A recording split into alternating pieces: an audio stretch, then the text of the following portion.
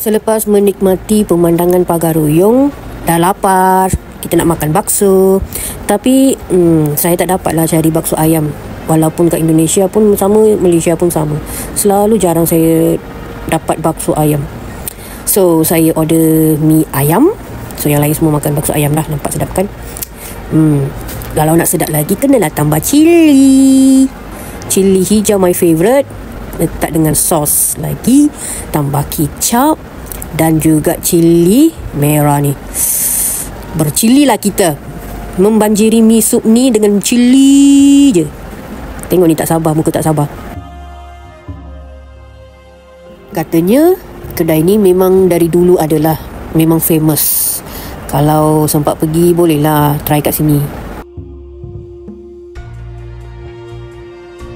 Kat sini, kat kedai emas pun kita boleh tukar kita punya duit Malaysia ke duit Indonesia. Boleh tukar.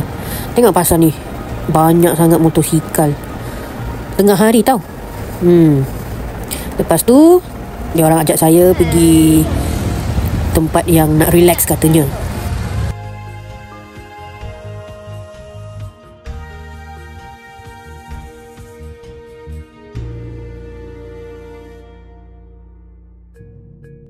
Kita ikut Kak Yanti naik motor, pergi jalan-jalan. Tengok sawah padi dia. Waktu petang, saya rasa pukul 5 macam tu kot. Bukan, pukul 4. Kat situ 5 hampir nak senja. Pukul 4 macam tu lah saya rasa. Dia macam mendung, sejuk. 360 degree kita nampak gunung je lah. Gunung Ganang je. Cantik pemandangan dia. Macam kebu-kebu, macam lantai yang ada kapet warna hijau. Cantik kan? Kalau siapa-siapa sempat pergi sana, kalau boleh travel dengan local people kat sana, naik motor, memang best. Dah sampai ke destinasinya. Rupa-rupanya nak lepak tepi sawah padi. Tengok ni, kat tepi-tepi semua ni ada orang lepak, duduk kat pondok. Lepas tu ada yang ni, tengok ni, berbogel, berenang. Berenang sampai ke hujung. Seronok betul lah dia orang ni. Aduh.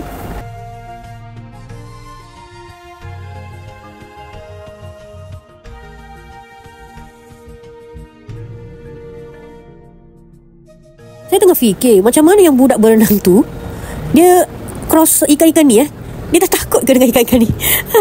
Saya takut kena gigit.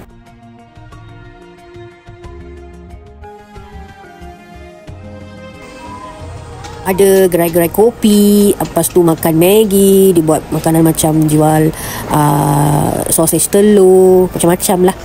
Lepas tu mulalah sesi fotografi kami ni kat sini.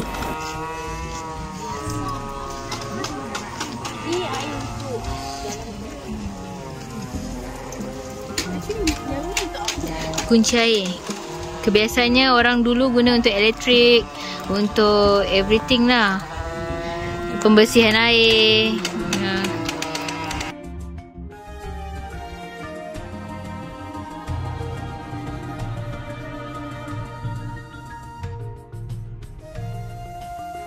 Sakitnya.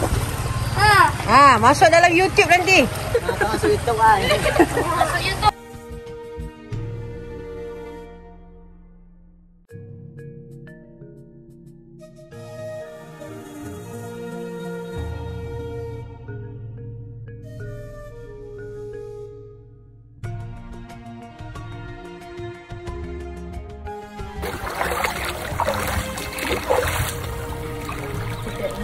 Kalau saya turun sampai mana? Tak, sampai sini je. Turun pijak. Lepas cari siput dekat sawah, mandi di sini.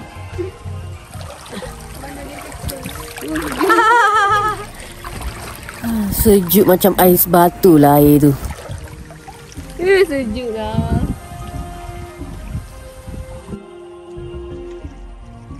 Memang tempat ni tenangkan fikiran kita. Tak perlu fikir pasal kerja, tak perlu fikir pasal duit ke, masalah kita ke. Lupakan semua tu, kita relax je kat sini. Hirup udara yang segar.